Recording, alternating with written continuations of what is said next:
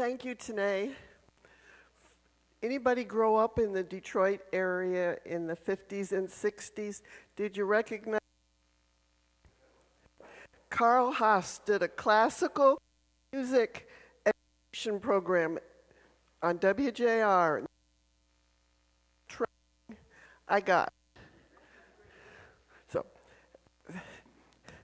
it's wonderful.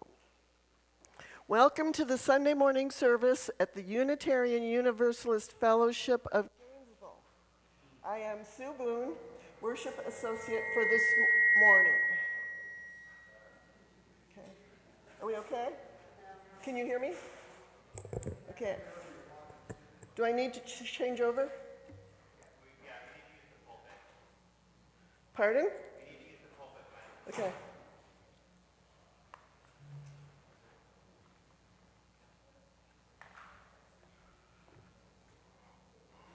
Did you hear who I was? Yes. Okay, good. I want to welcome all of you on Zoom, those at our sibling church in Valdosta, and we have a few of those folks here today. And those of you who are at home here in Florida or wherever in the world, thank you for choosing to worship with us today. And for those of you in the sanctuary, I'm so glad that you chose to be in community with us this morning. I am a cisgendered tall woman of European descent. Today is my 80th birthday.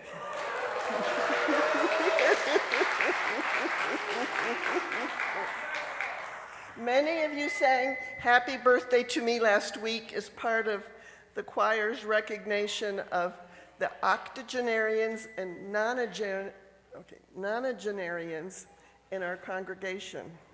I was the only one of those people having a birthday this month, so they sang to me last week.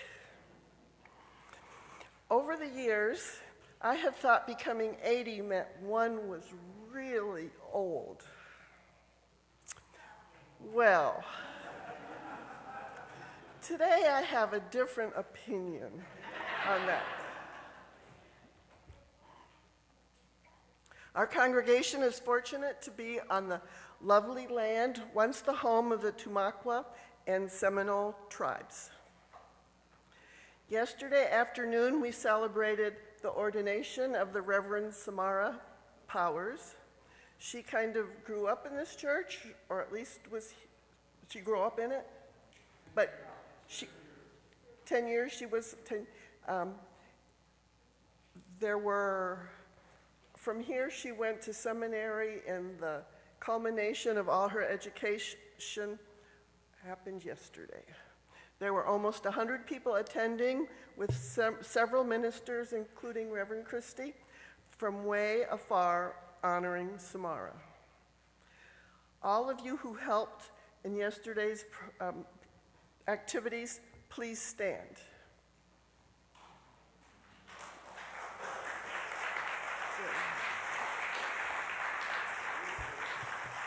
Thank you. It was a lot of work. The ministers loved it. It went off great. Today we are privileged to have the Reverend Ryan Hope Travis, minister of the Unity of Gainesville, in our pulpit. As the minister, he nurtures a spiritual community grounded in love, curiosity, and personal transformation. He's also an assistant professor of theater and performance at the University of Florida and a passionate teacher, filmmaker, theater maker, actor, and director, and more. You can go to his website and see what all he does, a lot. Learning is central to Ryan's life and ministry. For him, to learn is to surrender again and again to divine mind and the flow of spirit. It is this devotion to unfolding wisdom and the sacred journey that shapes every aspect of his work.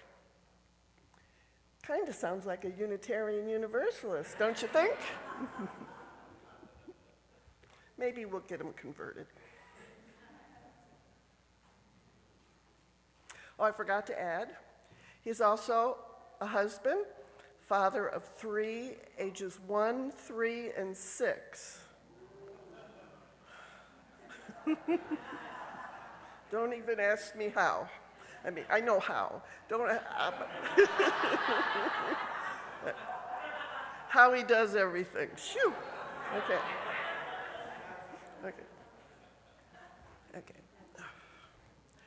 Let us now be in an attitude of reverence.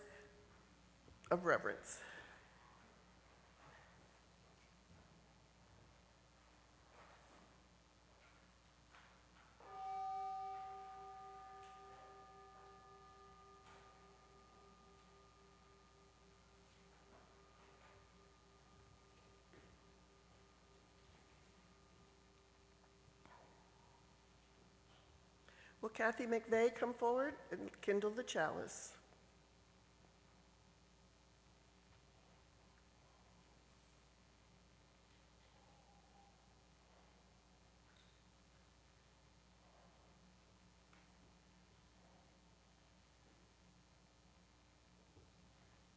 In a time of uncertainty, when everything around us is changing constantly, each day new developments, rising numbers, changing guidelines, when the world we live in suddenly seems upside down and topsy-turvy, we light our chalice to remind ourselves of our grounding in our faith.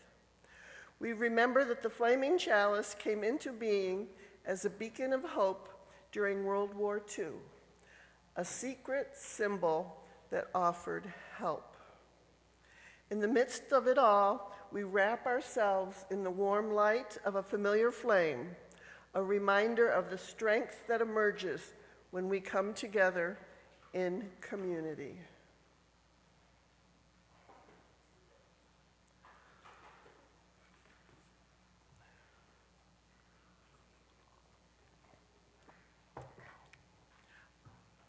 Our opening words were written by Maureen Killoran. Oh, phooey. How's it pronounced? Killoran. Okay. Last week, I learned that she'd been a minister here at this church. My path crossed with hers when I was working at the Mountain in Western North Carolina and in the early 2000s. She became a favorite of mine, so I like to use her readings whenever I can. Welcome, you who come in need of healing, you who are confused or have been betrayed. Welcome with your problems and your pain. Welcome to your joys and your wonderings. Welcome your need to hope, your longing for assurance. Instead of answers, here may you find safety for your questions. Instead of promises, may you find community for your struggles, people with hands and hearts to join you in engaging the challenges and changes of our day.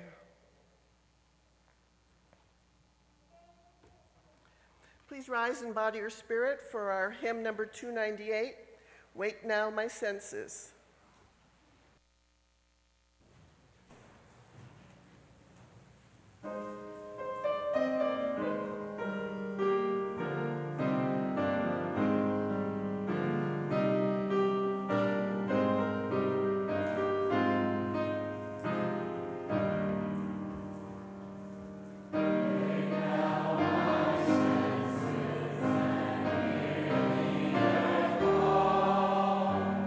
Feel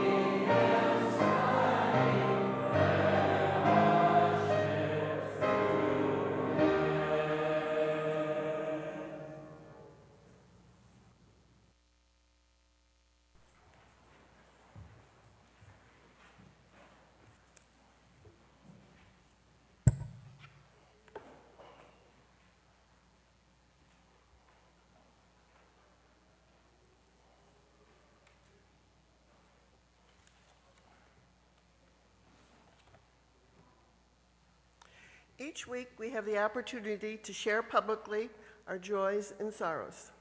To do this, we write what is on our hearts in this book by the doors of the sanctuary.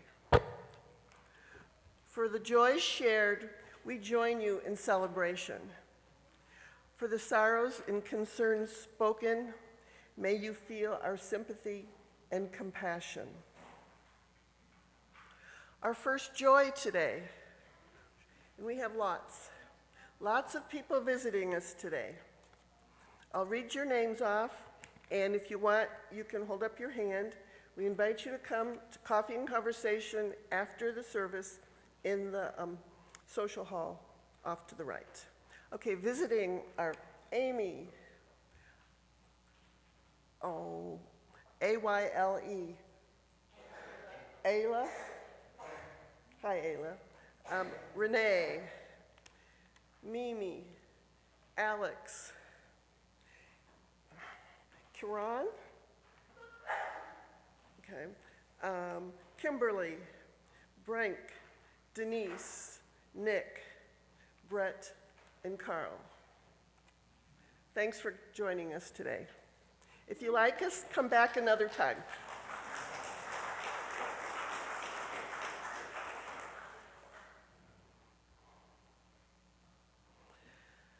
Several folks have written in the book.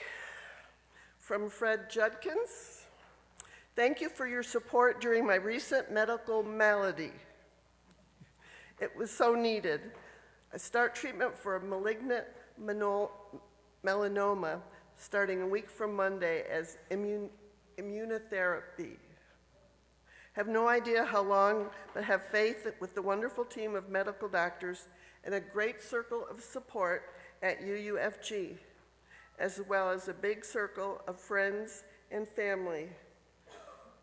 I'm hoping the outcome is fine and fast. Okay.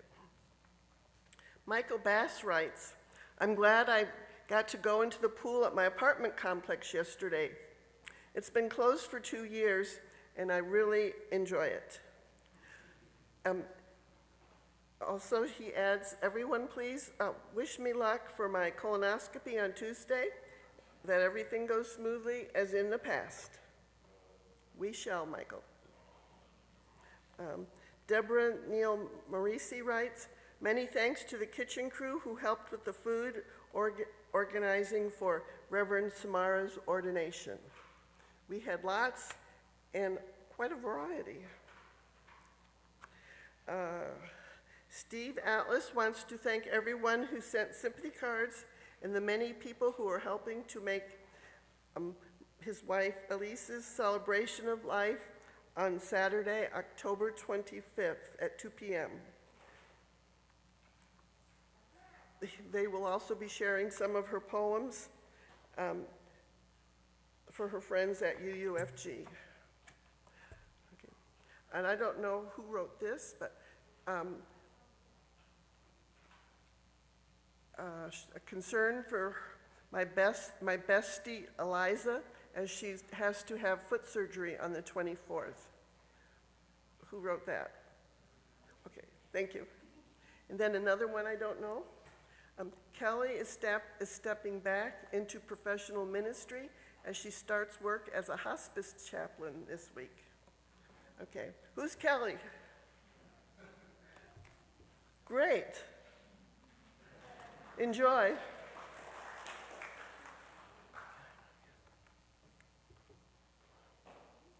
For all that remains unspoken, both joys and sorrows, may the caring of our community offer you both kindness and hope. Please come forward to drop a stone in the water for your joys and sorrows. When all have dropped their stone, Norden Lucky from the Caring Committee will drop 2 stones in the water for folks watching us on YouTube. Come forward.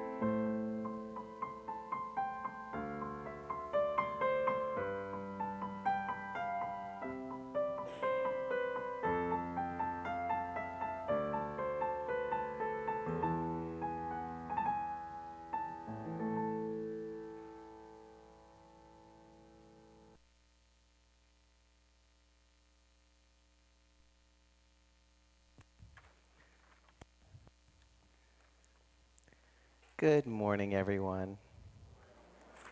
Oh, there we go. My name is Chase, and I am the Director of Lifespan Faith Development here at the Unitarian Universalist Fellowship of Gainesville. I'm a transgender, non-binary person, and I'm white, about medium size, with short brown hair, glasses, and today I am wearing my Halloween Pokemon shirt, which has the evolution of the Haunter and Ghastly and Gengar and a couple other fun, spooky things. It's black with bright, kind of neon-colored outlines of different Pokemon and spooky designs. It's a hit with the kids so far today, and it's a hit with me, so. Yesterday was so wonderful. It was a joyful celebration of a transitionary time, and I planned a moment for all ages. I had the honor of getting to sing a song for Samara's ordination. And in planning that moment for all ages, I did get home from the ordination and look around and realize that I had not planned a single thing for today. So I was like, I'll just sing the same song, it'll be fine. But I'm not going to. No, hold on, I'm not done. I got home and I was so full of joy. I was so full of just wonder at the moment that I decided to write my own song. So I'm going to be performing a song today, but before we do that, I'm out of order. I do this because I don't write anything. I just get up here and talk. So that's what happens. But I wanted to take a moment because today is, for our kids, a really, really big day. For our 4th through 6th graders, this is the last day of their OWL class. So I wanted to take just a moment to recognize them in front of everybody here and have just a moment. We only have maybe 3. Do we have 3 of our OWL students in here? Can you hear me? Do we have OWL students? Raise your hand if you're an OWL student who's graduating today. Raise your hand. Thank you for coming to class and for learning so much. Well done, you guys. All right. I see busy little faces. Does anyone want to hear the song I wrote? All right. To my kids, if you want to come sit forward, the lyrics will be on the slide, and I really do hope that people will sing along with. It's very simple. It's not a great song, but it's a song. And I'd really like to encourage everyone to sing along if you would like. Do we have lyrics? Maybe? No, we don't. I lied to you. There's no lyrics. I sing, you listen.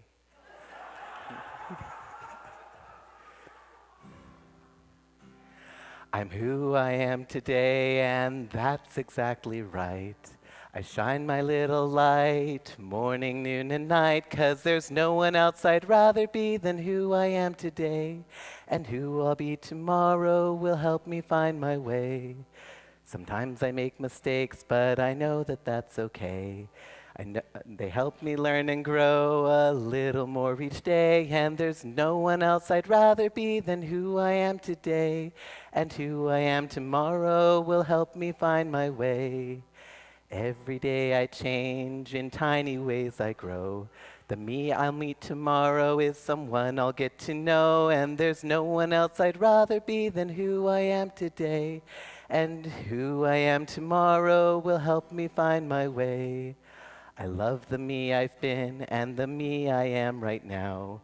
The love I give myself helps me learn just how. There's no one else I'd rather be than who I am today. And who I'll be tomorrow will help me find my way. There's no one else I'd rather be than who I am today. And who I'll be tomorrow will help me find my way. Thank you.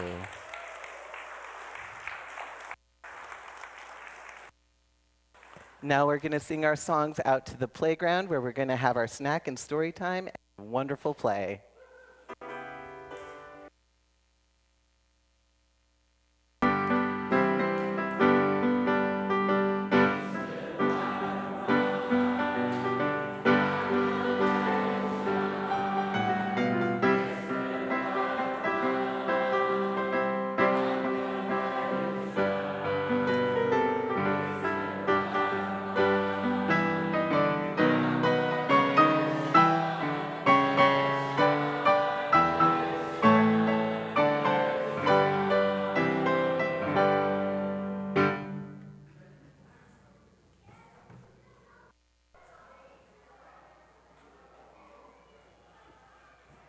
It's going to be exciting on the playground, I hear.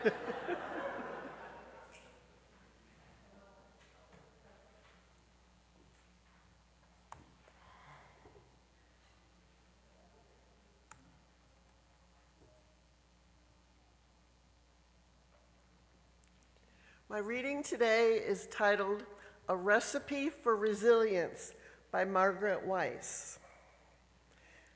I used this once before, but when you find a good recipe, I appreciate that, you like to use it again, and maybe again and again. She writes, the recipe has been tweaked over time, so adjust as necessary. Sometimes it yields more servings than anticipated. Sometimes it needs a bit more of this ingredient or that. It comes from generations who have gone before me, and I've added my own flavor along the way. Okay. A recipe for resilience. 1 part courage, 2 parts tears of failure and doubt, 1 part deep listening, 1 part each of both silence and laughter, a dash of trust, a pinch of wonder, a heaping scoop of naps and snacks.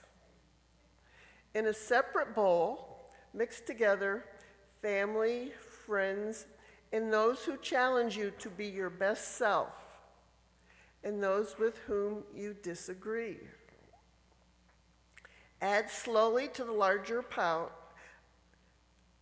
a bay leaf for whatever a bay leaf does, and let simmer for as long as you need, which is often longer than you realize or anticipate. Keep the heat at an even temperature, hot enough to cook throughout, but not so hot it burns the bottom. Can be served at room temperature, warm, or even cold if necessary. Serve alongside your favorite soft blanket, dog, cat, or other soft item.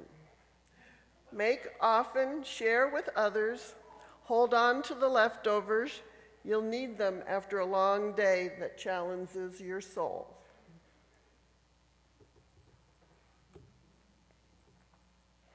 This morning we have a special musical treat. The father and daughter duo of Andrea Young and Jeff Stevens. He's not your father? Okay. She's your daughter. Oh, she's Kay's daughter. Okay. Oh. You know when you assume? I heard this conversation last week kind of from a side that you were a daughter, obviously. Okay. I'm sorry. Okay. And Andrea Young and Jeff Stevens will perform Find the Grail from Spamalot with backup singers from members of the choir. Go for it.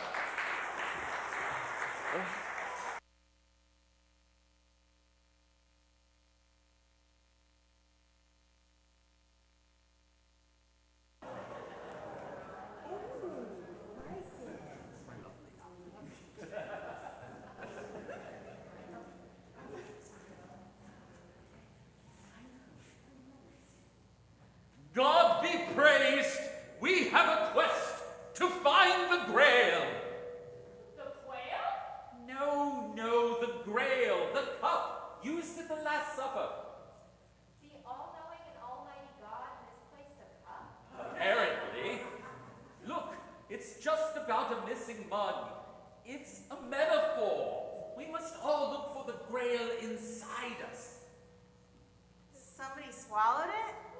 No! Nobody swallowed it, it's a symbol. Look,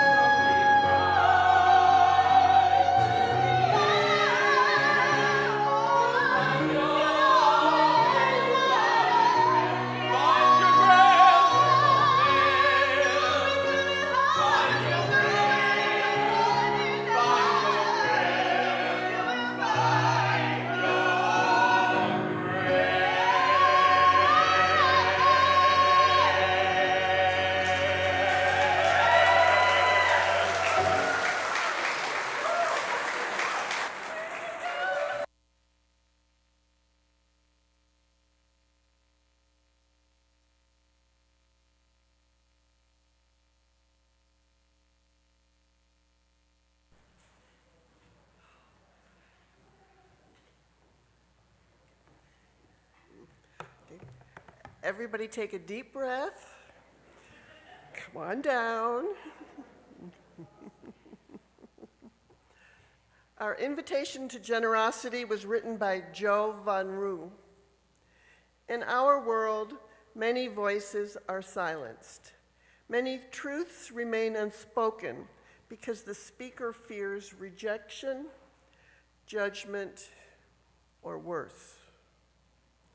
Our financial offering today helps sustain this congregation as a place where all voices can be heard, where truth can be spoken without fear, where vulnerability is met with compassion. We give in gratitude for this beloved community and with hope for a world where more voices can speak their truth. Will the ushers please come forward?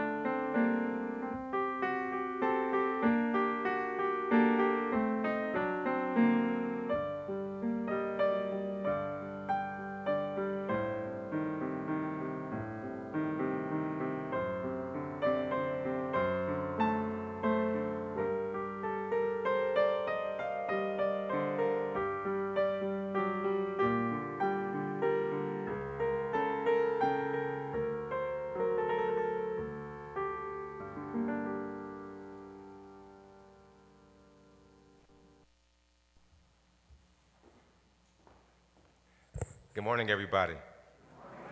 It's like, who is this guy? What's going on? I want to thank everybody who had a hand in me being here. It was a lot of emails, and I think this guy might work. And then I have my Unity folk who are here as well. So it's a lot of love in the room. I invite you in this moment to, if it's your practice, to close your outer eye.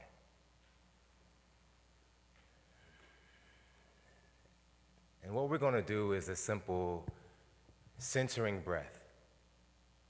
And so I invite you, with your eyes closed but your heart open, to simply inhale and exhale.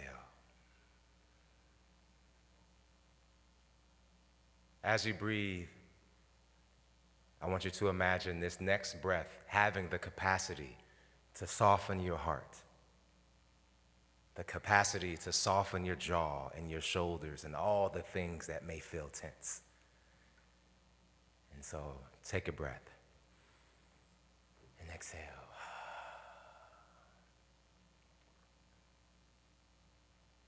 Now do me a favor. When you open your eyes, I want you to do me a favor.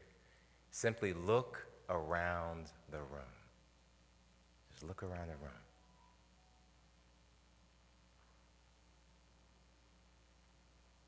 What you are actually seeing is something bigger than a cool shirt, fun shoes. You're seeing so much more. You're seeing so much more. That is the thesis of my talk today. That is so much more than what you see. And we know it to be true, right? So one of the things that almost every talk I do at Unity comes down to one thing. Whatever it is you're searching for, you already got the juice. You got the juice. If you're thirsty, you got the water already, right? I love the song that just started us. One moment. My name is Ryan Hope Travis. How are y'all doing? Call me Reverend Ryan if you love me. Let's see. Yeah, that's all the preliminaries. Okay. One of the things I always talk about in all the talks, it comes down to one thing. Whatever it is we're searching for, we already got the juice. And so the song that was before, I think is perfect. Find Your Grail. Find Your Grail. Why I think it's perfect is because that's actually the first thing that we do when we're trying to set a course, right? I imagine back in the day we had maps, right? And before that we had a compass, right? And then way before that you had the sun, right? Okay, I got 2 hours, let's go. We understand that is how we get around. That's how we function. That's how we can move through space and time. We chart a course, but we have to find exactly the direction to go. I'm offering this morning that the how and the finding is actually quite simple. It's actually quite simple. We've been conditioned in all the many ways that we've come to learn about the world around us. Even when we were children, we were told how and which to move. When we got to school, we were told to sit, be quiet, wait your turn. We were told to raise your hand, now you can speak, right? Those systems have codified how we move, and they haven't quite changed. When we go out this street, we're gonna see a red light. And we're not going to blow past it because there are rules that say this is how you do it. And if you say, well, actually, I just heard a talk about not following rules, they'll say, good luck. So the premise is not to follow rules. I'm simply articulating that the idea of how we've been codified to sit, wait, move, it actually permeates every aspect of our life. And some of them we're like thankful for, right? We're thankful we have systems in place to keep us safe, to keep things sanitized. Imagine if there wasn't a system in place to keep your food clean and you went to a restaurant and you see a dirty fork. You say, what is this? Thankfully, we have a system in place to make sure things are on the up and up. The challenge is we bring that way in which to do things into our spiritual practice. We bring the, how do I get closer to that source within me, the light that always is? How do I tap into that? And every spiritual system teaches us there is a way, right? So for some teachings, there's a prophet. For some teachings, there's a ritual, there's a sacrament. But everybody has a rule book as to how you find the Grail. I'm here to offer that all those spiritual systems are actually telling us the same thing. Every last one. They're guiding us to the same North Star. And I'm arguing that that North Star is not up and out. It's within. So I love to find the Grail, right? That's perfect. You would think I planned it that way, and I didn't, right? You would think I would have something to do with Spamalot. I did not, right? The fact that I teach theater, I wish I could claim it, but listen, that is perfect. That's how this thing works. We started our time today, me asking you to look around to see what you see. And the premise is that's not all you see. There's actually so much more. And so the fact that follow your Grail or find your Grail, it couldn't be more perfect. So all these spiritual systems teach us one thing. All the rule books guide us to one thing. that source, that sense of home, that thing to which we're calling out for is actually already there, already. Now, how we arrive at it, that's the work. That's the practice. That's the rule book, if you will. I want y'all to imagine, many of us have gone up and down 75. Imagine you're on one side of 75 going northbound, right? And way on the other side, southbound 75, you're trying to talk to somebody.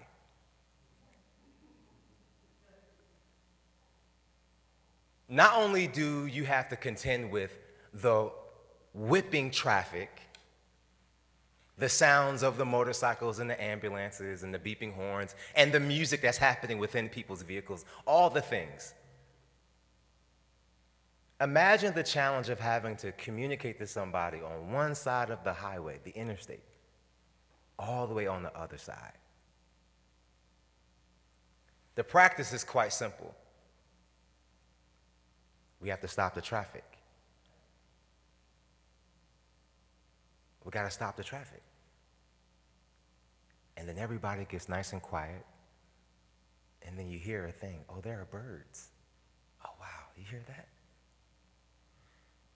I'm offering that moment of stillness that began our time today is the solution. That's my offering. All we did was to take a cleansing breath. All we did was to find a sense of stillness in this moment. And it's from that space that whatever answer we're seeking is already there. That's the grail. So what happens when we got like, should I buy this house? Should I quit this job? Will this relationship get better? Like the stuff.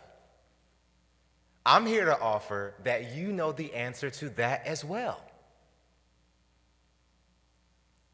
One of my mantras is, and dare I say affirmations, is I know the answer to everything. I know the answer to everything. Florence Scovel Shinn, she wrote a book called The Game of Life and How to Play It. She was one of the very first metaphysicians in the 1920s. She's writing about spirit. She's writing about how what we call spiritual systems is actually quite simple. All these rule books, the patriarchy, all of it is an attempt to control. So she's writing really early in the 1920s. This might sound familiar to us. And her affirmation is this: I make decisions quickly because I am always connected to divine intelligence. I make right decisions quickly because I am always connected to divine intelligence. Let's talk about science. So the title of the talk is really the chrysalis and the complex. Y'all know what a chrysalis is? Yeah, many of us do. I was surprised because, you hear a cocoon and you think, oh, of course the butterfly has a cocoon. And then it's like, oh, no, it's actually a chrysalis, right? And that was a learning curve for me because cocoon is something that makes sense. But for those of us who may be unfamiliar, a cocoon is actually what a moth does. So a moth builds a cocoon around itself, and then it begins the process of metamorphosis. A butterfly, however, uses what's called a chrysalis. And so I want y'all to imagine that thing that hangs usually on the eucalyptus leaf. That is actually its skin. So a caterpillar is larva. And just like a snake sheds its skin as it gets bigger, that caterpillar does the exact same thing. So as it grows, it sheds its skin and it develops new skin. And it gets nice and big and plump until finally it reaches a stage of maturity where it has taken in all the calories that it needs. And then its final process of shedding is actually the chrysalis. So there is no anything inside of it. That is it. So when I say find the Grail, we are the Grail, right? And one of the most fascinating things about the caterpillar is, this is true, I'm going to simplify it, the cells actually eat themselves. So the caterpillar is not taking in new calories. It's using the stored energy that's there. And so it liquefies its insides. That's the most simplistic way to say it. But, you know, I think all of us in here are curious spirits, so I had to go deeper. Like, what does that mean? It eats itself. It sounds like some zombie apocalyptic stuff. What does that mean? And then I learned, actually, yes, it does. It does do that. But when a caterpillar is nice and plump and is ready to become that chrysalis, actually inside of that spongy little creature are cells that have already coded within them the antenna, the wings, the new body structure. Already inside of it. So it's not like it liquefies it to juice and then that juice becomes a thing. Actually, it has the genetic material already inside of its body. And so when the chrysalis is happening, those chunky cells are already ready to do their thing. And y'all, I could stop there, but I gotta keep going. I could literally stop there and say, okay, you're welcome, right? But there's more. So we know the rest of the maturation process. It becomes a butterfly, and we see its majesty. But monarch butterflies, I'm just choosing one. There are many, many species. Monarch butterflies, they travel between 900 and 1,000 miles within their lifetime. And the ones on the eastern seaboard, they travel up to 3,000 miles. Some to Mexico, some to Southern California. And so I was like, okay. What does that mean? What that means is that butterfly was not taught how to travel that way. That butterfly did not learn that from a parent. In fact, that butterfly is 3 to 5 generations removed from when that track happened before. But every single season, those butterflies just know where to go. That to this day remains one of the scientific mysteries. And so there are a couple of theories. Can I go through them? All right. One of the theories is called the sun compass. The sun compass. And that theory is the butterflies are able to look at the sun, just as we are, and kind of gauge the time of day. But the butterfly is able to look at the sun, gauge in proximity to northbound, southbound, and they're also able to gauge, based on temperature and humidity or whatever else they're doing, the proper direction. That's one theory. Another theory is around the magnetism of the earth. Like maybe something's going on, right? We're bound by gravity, so there's something that we just don't know. Maybe it's gravitational or magnetic. Then another one was, maybe it's just weather. And then the final one, which is my favorite, is genetic memory. Genetic memory. Patty, where you at? Yes, Patrice. Y'all know her as Patrice. I know her as Patty. So Patty did a talk not long ago about the civil rights movement here. And what Patty was teaching us was that coded in our bodies is the memory of that experience. We have evidence of what was done, and we are merely standing on those shoulders. So it's nothing that we are encountering now. I mean, it feels different and special because there are other players and other components. We have a thing called AI, right? Of course, it's different. But what Patty was teaching us is that coded within our moment is a memory. And that memory is good, y'all. We've been here, done that.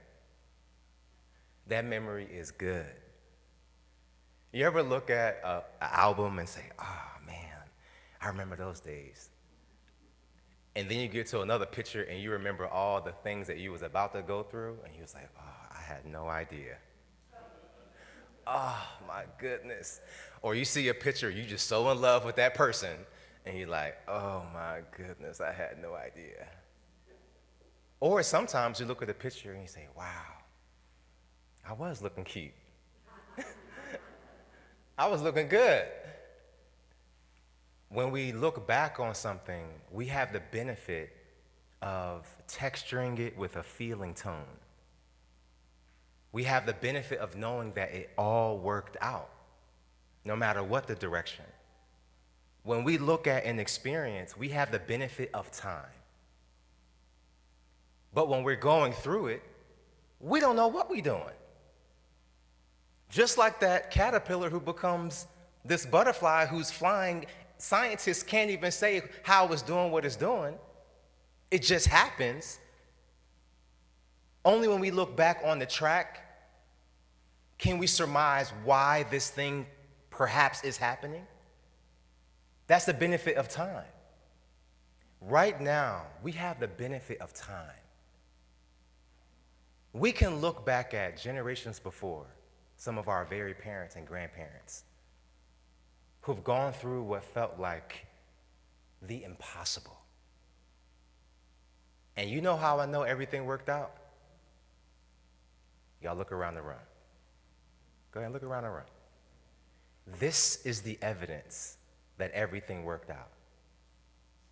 We are our ancestors' happiest, wildest dream. We are it. I have a big family, and my mom would always tell me for Christmas, they would get a little brown bag with an orange, an apple, and mixed nuts. And you would get a couple peppermints. That was, baby, that was Christmas. And when I tell you the fondness that she talks about that Christmas gift, because we grew up in New Jersey, and so citrus back then, it wasn't as easy to obtain as it is now. I lived in upstate New York for a while, and I could get grapes in the wintertime. Now, you tell me how that works, I don't know. If it's snow outside, I can go get me some grapes at Wegmans. Back in the day, that was not the case. So to have this bag with this fresh fruit, yes, we can say poor, but I want to reclaim that word. Poor in what? Poor in what? Stuff, material that grows old, gets musty, right? We end up giving it away anyway because we don't use it like we thought we was going to use it. We end up donating it. We spent so much for it, so we just keep it in the bag. Stuff. My point is, the benefit of time tells me we have progress. The kind of toys that I'm able to give our kids is unbelievable. Our house is packed with toys, stuff that we got to figure out how we donate. The benefit of time shows me that this is what abundance looks like. When I talk to my mom, when that brown paper bag with 2 pieces of fruit and nuts, and I see all that abundance, the benefit of time shows me that I am my ancestors' wildest dreams. On Monday, I finished my comprehensive exam, so I became a PhD candidate on Monday, okay? Thank you. Some of y'all know exactly what I'm talking about, okay? You went through all the coursework, all those other comprehensive exams. You like all the paperwork. At a certain point, you're like, somebody, please tell me it ends. And then you get to the 4th year mark, not to mention all the other stuff I got going on. You get to that mark, and so your head is swimming with facts. And your single job is to be able to sit there as an expert in your field. The benefit of time, I see that I'm doing something in a space that was not designed for me. I am some of my students' very first teacher of color. The very first. When I started teaching, I was only a few years older than my students, and they would call me Ryan. And I would say, okay, y'all, I love you, but no. I earned all of my credential to be professor. And what I come to learn even now, I am some of my students' very first teacher of color. These spaces were not designed for me. And many spaces that we inhabit were not designed for us. Systems codified life to look a certain way. And when you're outside that box, you need to get fixed. There needs psychoanalysts, therapy, or get out. Because your very presence challenges the norm. Who you are shakes the foundation of what structure is supposed to look like. So either you shut it down, get quiet, suppress, get along, or you gotta go.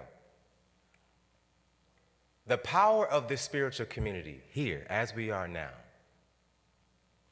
is that we understand that how spiritual traditions have been framed, there's something amiss. Something's not quite, something's going on.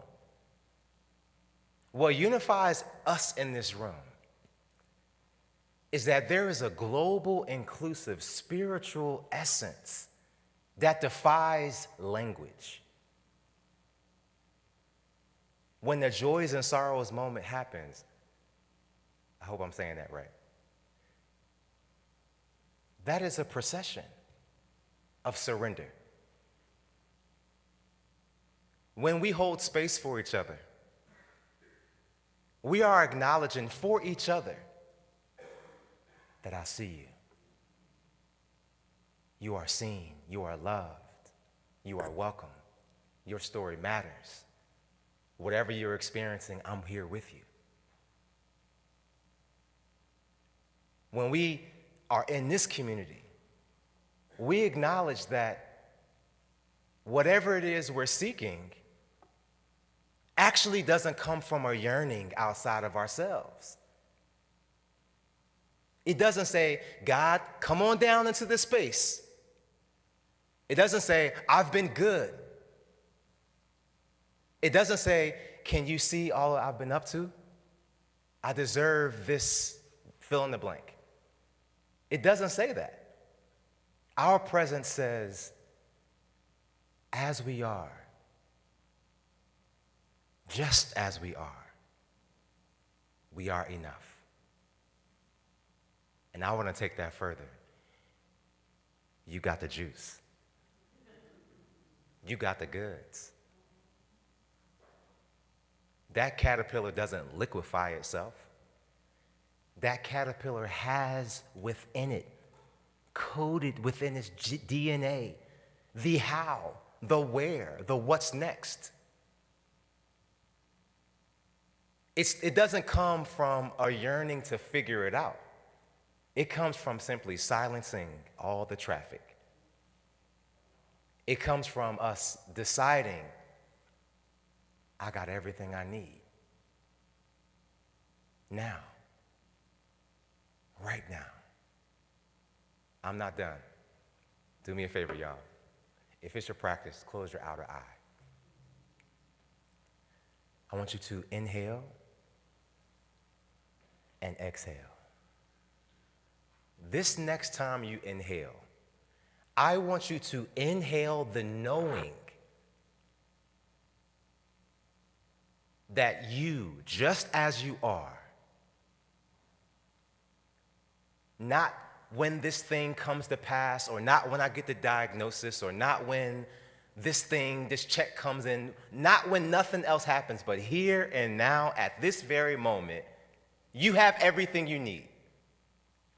All right, y'all, open your eyes real quick. Open your eyes. When I say you have everything you need, here's what I mean. You got a chair, right? Are we comfortable in this room? I think so. It feels great. I'm not going to ask you if you're hungry because I might get people to raise a hand. Okay. Whatever condition you're in, not in a future moment, but right now, we have everything we need. Take that in for a second.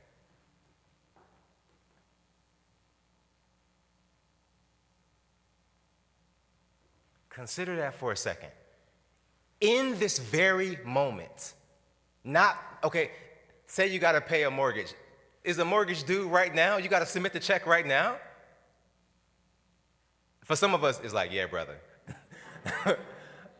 For most of us, writing that check and putting it in the mail or making that deposit does not have to happen right now. Not at this moment. At this very moment, everything you need is taken care of.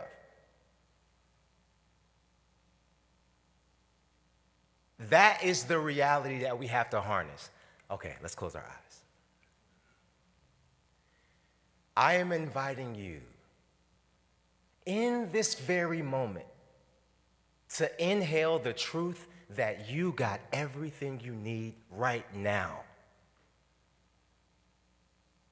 All the love you need, all the money you need, all the success you need, all the presence you need right now. Now, I want you to open your eyes and look around the room and see what fullness looks like. I see you full. I see you glowing. You look great. This is what fullness looks like right now. Now, our job is simple, and I use the word simple because I think it is, but I know it requires work. You know, it's like eat healthy, that's simple, but it's work. Stay more active, the idea is simple, but y'all listen, sometimes you want to sleep in, okay? So the idea I'm proposing is quite simple. We have everything we need right now. And we honor all of the heart and vulnerability that happened in our joy and sorrow moment. Because what had somebody get out the seat, to stand in line, to take a stone and endow that stone with something, and to place that stone into a space of hope, that took vulnerability. I'm honoring all these stones, all the stories, all the experiences, and all the desires for things to be better. I'm honoring that, and I'm also honoring everything you need, you already have. Yes, baby. I got a cosign on that one. Thank you, baby. I'm holding two things. I'm holding the truth that we're wanting and yearning for things to be better. We're holding the truth that we're celebrating, but also things are not quite right. We're yearning for peace. So whatever it is, whatever motivated us to put these stones in, I'm holding that truth. And I'm also holding the truth We got everything we need right now. The source, the substance, the everything works out, the benefit of time. We don't know how we're going to get there, nor does the butterfly. Y'all know how long scientists have been studying butterflies? It remains a mystery. The all-knowing ChatGPT is like, listen, brother, I don't know what you're trying to ask. I'm asking the question over and over and over again, trying different models, different prompts. Maybe AI knows, because it's supposed to know everything. It does not. In the same way that butterfly does what it does, maybe with genetic memory, it just happens. So do we, in all of our magnificence and all the divinity that we are, have the capacity to move through and on the other side of whatever we are experiencing. Can we agree? I heard somebody say amen, amen. If it's not your practice, I usually say amen, aho, ashe, and so it is, and let's get it. All right, y'all, the last and final time I'm gonna ask you to do something. So I promised you at our time together, if you happen to see the invitation for today's talk, I said I was going to invite you into a space of self-reflection. I like to call it meditation. And here's what I want us to do. We all have a question that's top of mind right now. Now, we can take a question, whatever it is, and then we can wallow that thing and wrap it almost like, you know, what's those little pig in the blanket? Yes, there we go. Pig in the, we can wrap that thing, cook it, toast it, and it's a nice little package. I'm asking us not to do that, not right now. We all have a question that we're seeking right now. How do I mend this relationship? How do I forgive? How do I show more compassion? How do I get more income? Whatever question that we have, I'm inviting us to allow that question to come forward. Now, I want you to close your eyes and put that question in your heart. And keep breathing. Keep breathing. What is that question?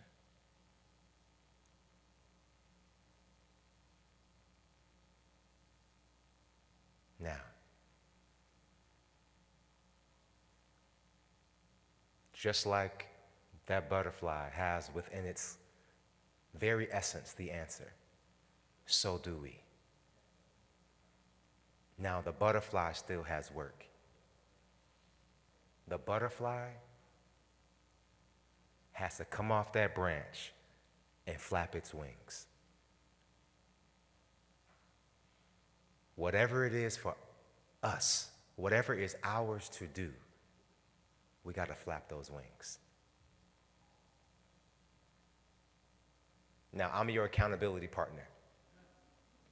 The next time y'all see me, I want you to tell me what came up.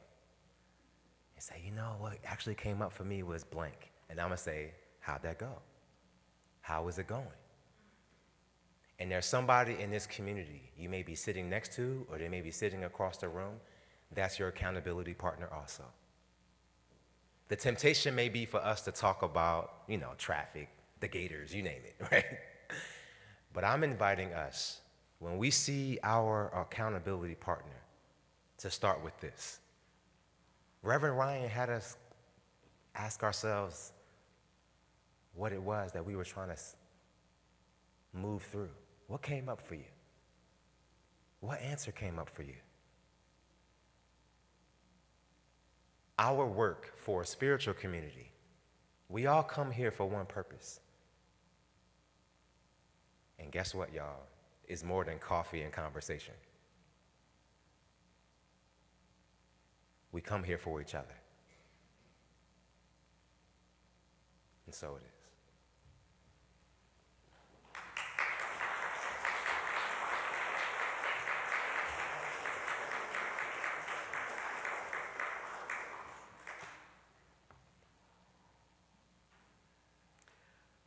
I'm going to skip the song. Kathy, would you come extinguish the chalice, please?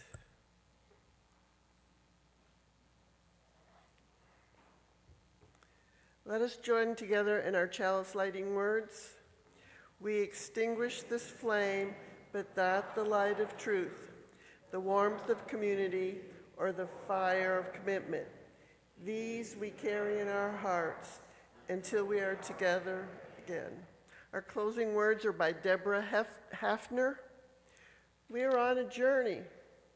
We didn't plan it. We didn't have time for the bread to rise.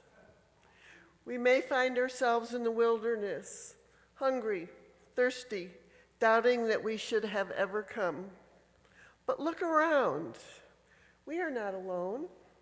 It is our journey together, a journey to our better selves, a journey to a better world, a journey to a more promised land. So be it. The service is now over. Please join us for coffee and conversation in the social hall. Thank you.